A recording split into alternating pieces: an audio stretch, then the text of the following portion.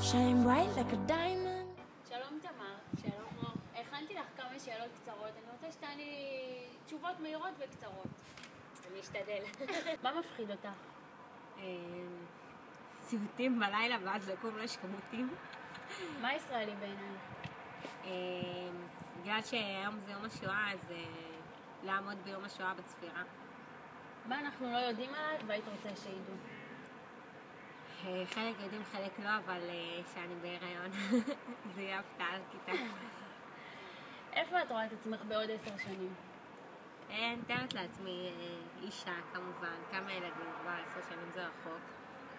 מורה בבית ספר. זהו. איך את מגדירה אהבה? אושר עם מישהו. מה משמח אותך? מה משמח אותי?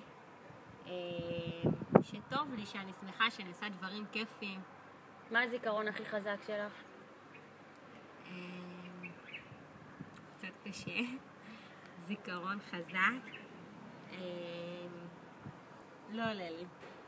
חתונה שדיברת עליה. טוב, זה לא הזיכרון הכי חזק בחיים, זה היה לא מזמן.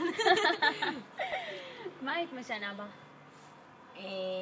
להיות קצת פחות עקשנית ולא להריב מהר. ושאלה של מלכת יופי, מה היית משנה בעולם? באמת אז אני אענה גם תשובה של מלכת יופי, World Peace. באמת שיהיה שלום, ושכולם יהיו פה, יחיו בכיף, כל אחד במקום שלו. תודה רבה תמר, שמחתי להכיר אותה. תודה לך. You're a shooting star, I see a vision of ecstasy. When you hold me, I'm alive.